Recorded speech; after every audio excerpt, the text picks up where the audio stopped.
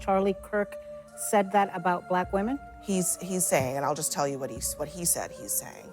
He's saying that Charlie Kirk was talking specifically about certain black women, like Ketanji Brown Jackson and former First Lady Michelle Obama and others. He wasn't talking about black women in general, just the ones. And then there was, oh my God, I mean, I wanted to throw up. His body wasn't even cold. I'm like, this is a dad. I mean, you know, and by the way, for me personally, it was on the But Trump DOJ is seeking the death penalty, just so we're aware. Think for 1 minute how you would feel if you were one of the 2 children left orphaned because your mother, Melissa Hortman, and your... What they were writing about Charlie Kirk, it was horrible. Basically, they were saying he deserved it, he deserved it, he deserved it, he deserved it. Wait, did they actually say he deserved it, or did they say we disagree with the things that he said? Oh, no. Because I think there's a big difference. It was all about, no. It was all about his stand on the Second Amendment. So where they live to dox somebody? It should be. It should be. But it's not. If you're encouraging people to do violence, and then you're giving... Should have stood up there and said, we need to create a black version of the Ku Klux Klan, because they didn't find who did it for decades. Is that right? As a lawyer, they didn't find who did it, right? He could have said, we need to terrorize back. We've got to engage in hatred back. He said, no. Political crimes that have been committed in recent years has been by the right wing. But I think that's irrelevant. It's not. And I think, no, I do because I think it's I don't want to. Hello, everybody. Guys, this segment was incredibly frustrating. I'm tired of hearing about this jackass, Charlie Kirk, but a lot was said here that needs to be adjusted. Let's get into this segment and we'll talk about it. Trump later told reporters that he would consider designating some left-wing groups as terrorists. Do you plan on designating Antifa, finally, a domestic terror organization? Well, it's something I would do, yeah. We have some pretty radical groups, and they got away with murder. I've asked to look into that in terms of RICO, bringing RICO cases against it, criminal RICO, because they should be put in jail. Just hours from now, the suspect is due in court for the first time. A lead official in Utah tells CNN that when he thinks more information about the investigation will be released, but the president and his allies are using this tragedy to paint liberals as being responsible for America's violence and hate. He's a left. I have a lot of problems with the left. People on the left are much likelier to defend and celebrate political violence. This is not a both sides problem. The problem we have is on the left. The radicals on the left are the problem, and they're vicious and they're horrible. And it is not going both ways. It is going one way. It's coming from those aligned with the Democrat Party. We have a radical left group of lunatics out there, just absolute lunatics. By the way, all the stuff coming up about the murderer seems like he was a right-wing, far right, even further right than Charlie Kirk, a Nick Fuentes type of sicko, you know? So these guys are just insane liars. The headline of today is the Vice President, Joe, going on a podcast that he recorded from the White House and using that moment after a tragedy like this to say that this is about punishing them being the left, them being his political opponents. That actually, I think, is surprising to a lot of Americans because that's not typically what you would expect to hear from the White House after. Well, let's talk about some polling that he used to justify those comments before he made them on TV. YouGov came out with a poll 3 days ago talking about how each side feels about violence and support of political deaths. Liberals, 16% believe it's okay to feel joy when your political opponent is killed. Liberals, very liberals, 24%. Conservatives, 4%. Very conservatives, 3%. Justifying violence. Very liberal people have 25% answered yes, it's okay. You justified that you should do violence against your political opponents. Liberals, 17%. Conservatives, 8%. And very conservatives, 3%. That means it is 6 to 1 times more likely in respondents to this poll on the left. Now, I'm not saying there's exclusivity on the left. I'm not saying that.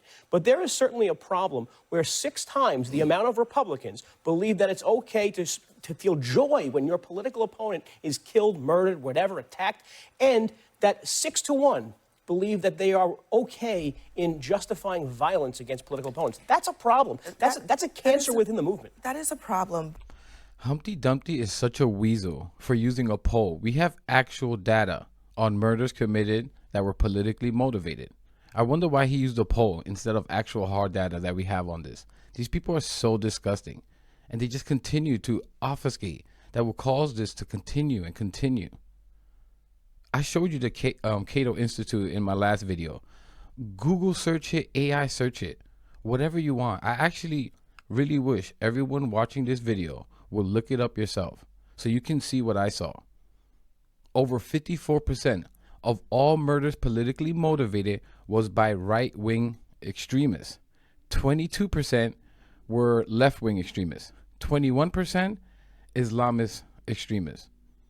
If you want to go back a decade long, it shows 76% of murders politically motivated were committed by those on the right.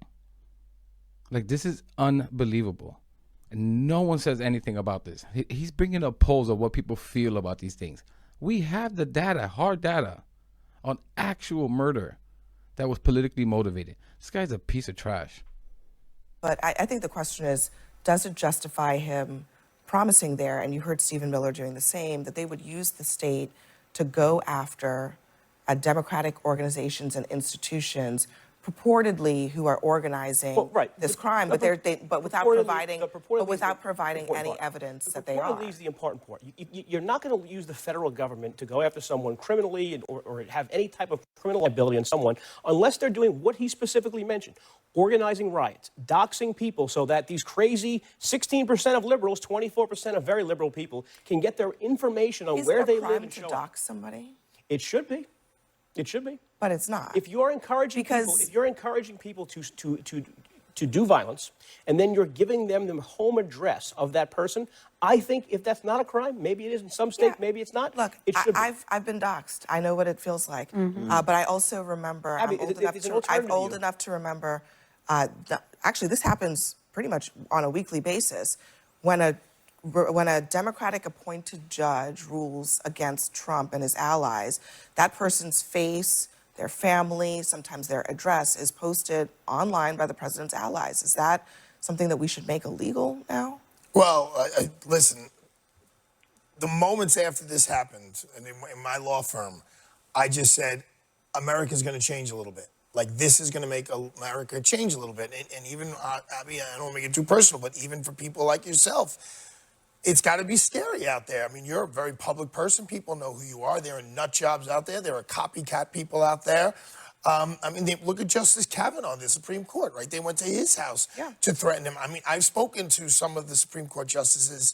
I spoke to the newest Supreme Court justice. I asked her, what's the biggest change in your life of being on the court? She goes, I can't move. The security around me, I can't go to the store anymore. And I mean, it's very sad that this is now how we're living, and people of your stature and people of Supreme Court stature really have to really look over their shoulder. Scary. Look. No, she really doesn't. Not to the same extent as someone like Charlie Kirk. Because I don't know, maybe I'm wrong, but I never heard Abby Phillip say, let's see here, gay people should be stoned to death. Charlie called it God's perfect law. I mean, that's a literal call to violence. Nothing too crazy though, right? Nothing that would put a target on your back. No, what are you talking about? You're crazy. Guys, I'm going to give you just a simple thought experiment. And I advise you highly not to do this. If you walk up to a black person, a black man, and call him an N-word, is it okay if that guy beats the living crap out of you? Technically, no. The law says absolutely you cannot take this matter into your own hands. But would you be shocked as to why one would react this way? Like, these people, what are we talking about here?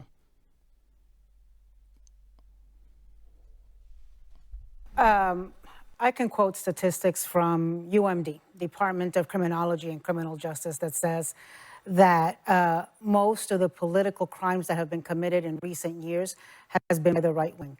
But I think that's irrelevant. It's not and accurate. I think no, I do because I think it's I don't want to spend the time saying you know, it's that side and it's this side. Because I think right now, for me, it's an American problem.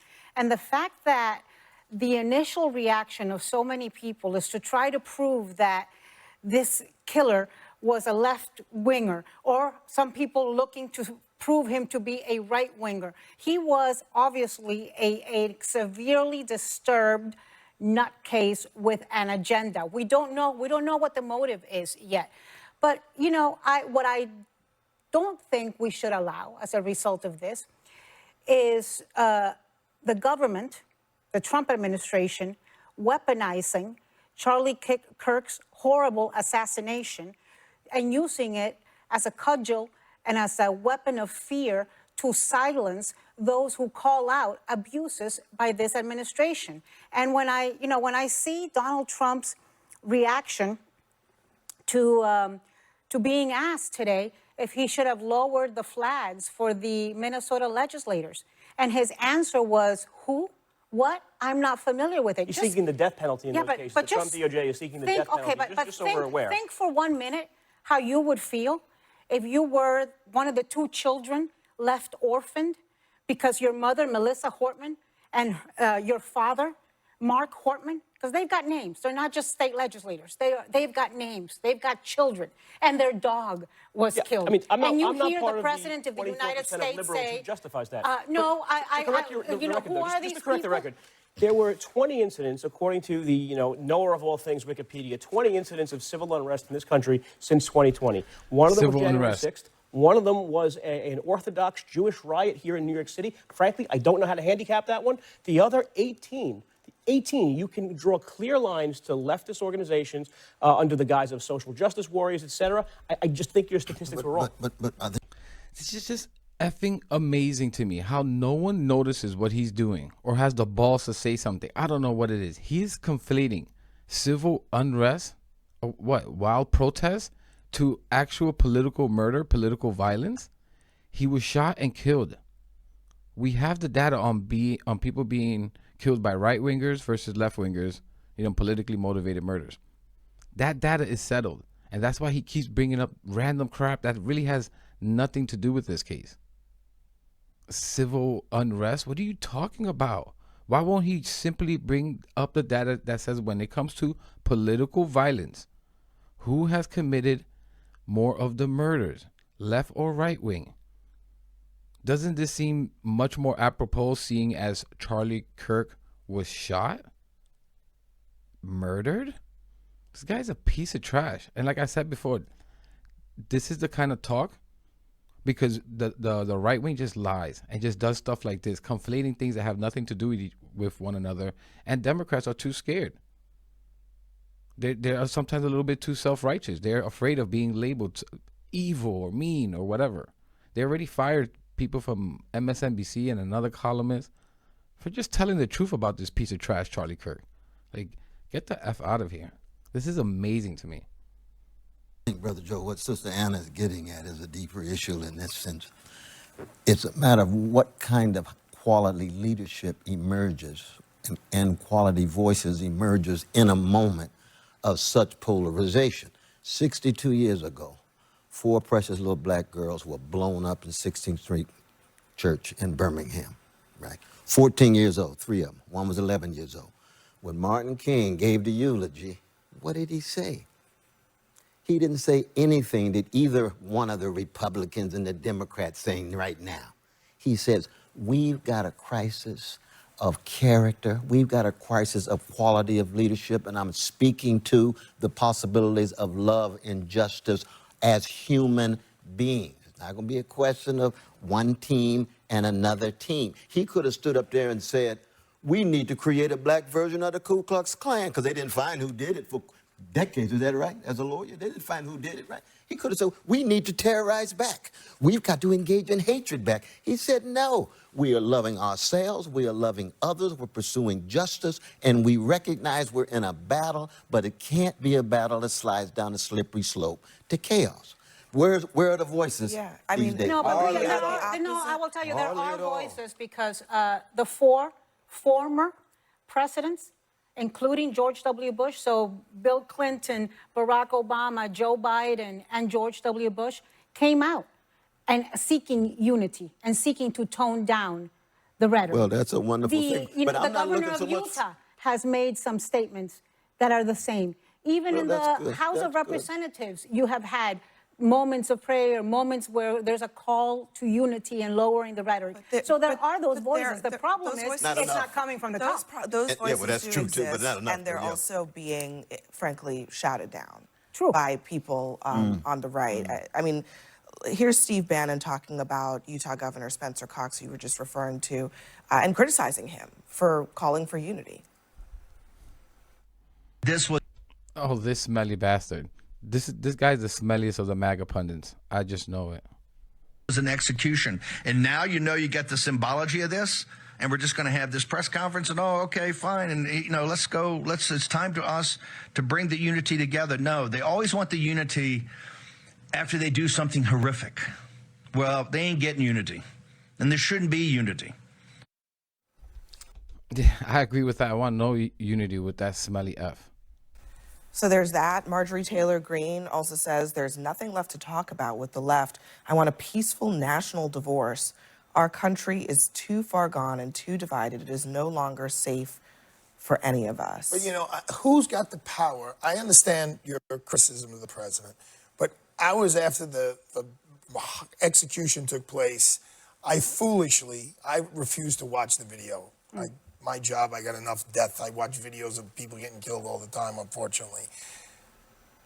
I went on Facebook, right? I'm an old timer, so I still use Facebook. And what people who I respect as lawyers, but they're left lawyers, right? They're legal aid guys. What they were writing about Charlie Kirk, it was horrible. Basically, they were saying he deserved it. He deserved it. He deserved it. He deserved it. Wait, did they actually say he deserved it, or did they say we disagree with the things that he said? Oh, no. Because I think there's a big difference. It was all about, no. It was all about his stand on the Second Amendment and the fact that he had made a statement somewhere along the line, and they were quoting him, if a few people have to die so that the rest of us can have our Second Amendment rights, so be it. And they were like, well, Charlie, I guess you're the one who had to die for it. And then there was, oh my God, I wanted to throw up. His body wasn't even cold. I'm like, this is a dad. And by the way, for me personally, if it was on the other side, I'd feel the same way. I love Juan Williams. He's a dear friend of mine. If God forbid something happened to him and anyone said anything bad about him on the right, they're jerks also. So, but the unity thing is, Joe Biden ran on unity. Everybody wants unity, but how do we achieve it? I do think that... Let me just say, I want no unity with you sick fucks that think my people, black people, anyone different from you morons are subhuman. No. I want no unity. And, oh yeah, let me tell you something about little Charlie over there, Charlie Kirk. He was talking in the context of a school shooting.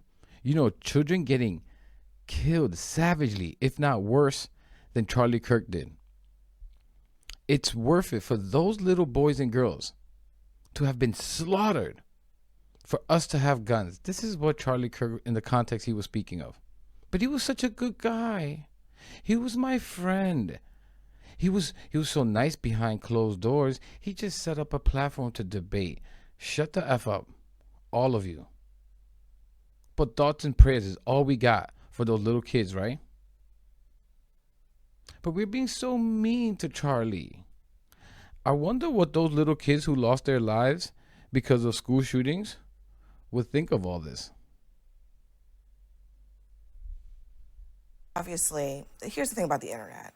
It can elevate any old person who's talking to their friends on social media or whatever, talking into the abyss on social media, and that gets elevated up. But I think that the question is celebrating a murder, which is horrible and reprehensible, the same thing as criticizing Charlie Kirk? Because they've been put on the same playing field by a lot of people, including by J.D. Vance, who thinks that anybody who criticizes something that Charlie Kirk said... and even Mr. Clean just did it. When people were talking about the Second Amendment, something that Charlie Kirk said, even Mr. Clean just said it.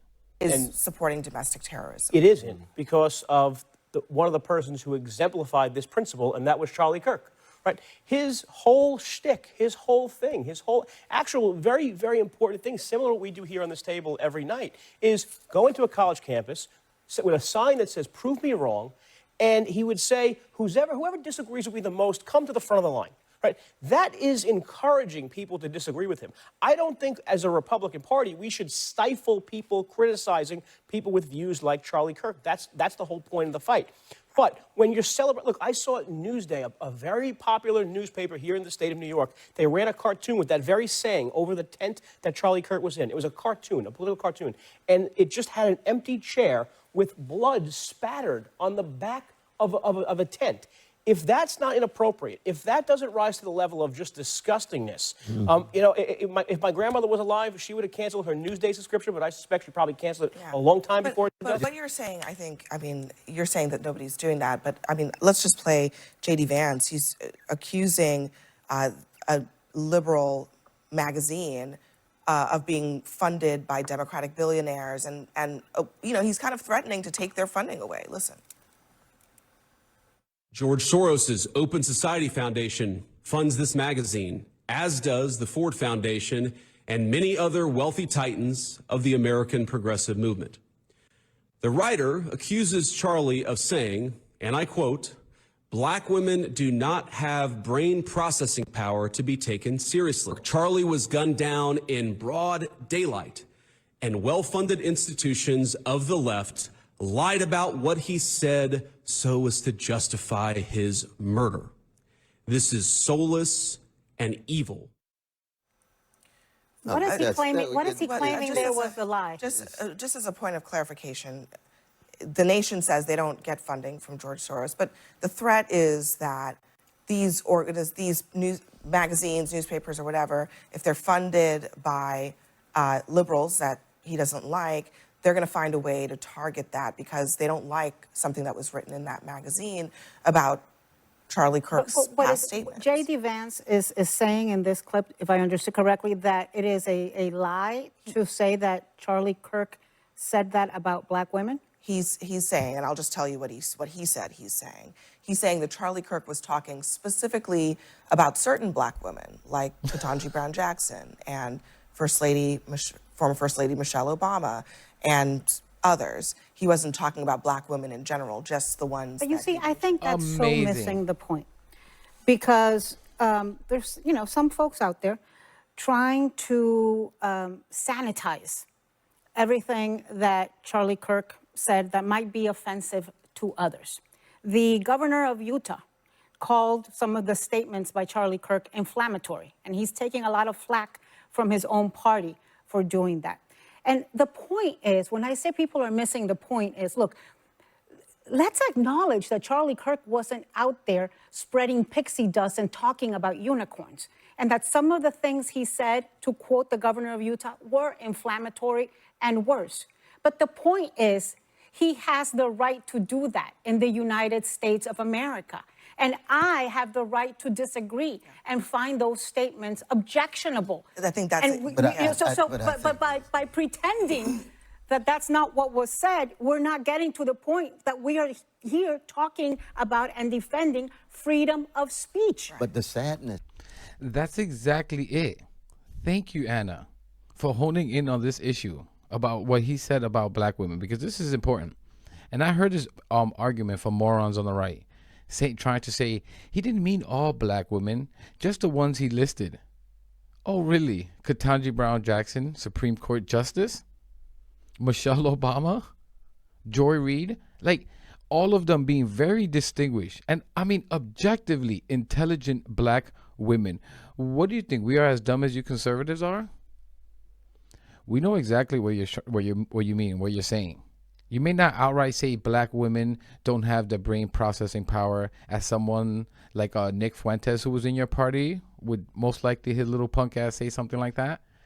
But if Charlie believes that those women don't have the processing power, Ketanji Brown Jackson, black women who reach that level of success, what do you think they think of everyday black people, black women that they may come across?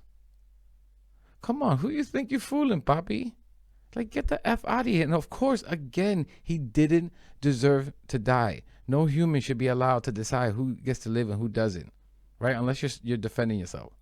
But again, like Anna said, to act like he's spreading pixie dust. He just placed a platform for all of us to debate. It was about free speech.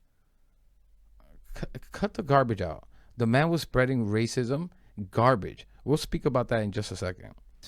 Is that the contempt and distrust in the country is so deep that there's hardly any space left for people who want to deeply sympathize with Brother Charlie Kirk being made in the image of God, just like those 4 little girls, and with his wife and his 2 precious girls, and then criticize things that he has said. And it might be the timing, because people give time to grieve. But criticizing, Martin Luther King was awful, and calling a scumbag for George Floyd, and the Civil Rights Act was a huge mistake. I thought that was breaking Jim Crow. What does it mean to say that's a big mistake? He has a right to say it. He has a right to say it. And I fight for his right to be wrong to say it. But if you're going to present him as if he's some kind of modern Socrates or some kind of grand martyr for justice, then many of us are going to say, we sympathize with him and his family, but we're criticizing this. Why? Because we believe there ought to be robust conversation in public life and in the public sphere. There's no space in our culture, Harley, to think both at the same time and act on both. You're hitting on such an important point, is that in politics these days, everything gets dumbed down to the extremes, frankly. And most people are right there in the middle. They believe in his humanity. Some people disagree with him, some people agree with him. And the idea that you just say all of them over there are evil if they don't agree with everything that was said, I think is not reflective of what's actually happening in this country in terms of what people really think about all of this. But next for us, more... This is so frustrating. This entire panel missed out on the real source of the issue. And it was Charlie Kirk and how he spoke, and Trump, and how Trump is this life tree, and all these little branches, all these little spawns came out of Trump. And these spawns are evil, spreading cruelty, hatred, bigotry, racism. Charlie Kirk didn't deserve to die, but don't tell me he wasn't a disgusting piece of garbage, racist bigot, truly a stain on this society. And I gave you that analogy before. Of course, are you allowed to punch someone in the face because they called you an N-word? The law says you're not. But would anyone be effing shocked? Like, just cut the crap. And no one is getting to that as the source of this issue. Is how these people talk and how they disgustingly target different groups of people. Gay people should be stoned to death? Like, are you effing kidding me? The man was truly a symbol of deterioration. Oh, don't speak bad about the dead. Oh, really? That's another thing I heard. So going forward, guys, when we speak about Hitler, let's speak not bad about him. He's passed away. Have some decency. Who raised you all? How dare you speak ill of Mr. Adolf Hitler? Like, these people are truly bimbos. And it's just constant virtue signaling, the self-righteousness that we will never get to the source of the issue. Yeah, you do got to point fingers. You do have to be direct with just about every issue, especially one like this. This is Trump. The blood of Charlie is on Trump's hand, and this disgusting MAGA movement that's created people like Nick Fuentes, who this killer, Tyler Robinson, clearly seems to be under one of his followers. We're never going to fix the issue because everyone's tiptoeing around it and Republicans are just effing lying. I'm going to leave it there, guys. Let me know what you think about all this in the comments. Please leave a like, subscribe. Really helps the channel. Really helps spread the message out there. And I'll catch you in the next one.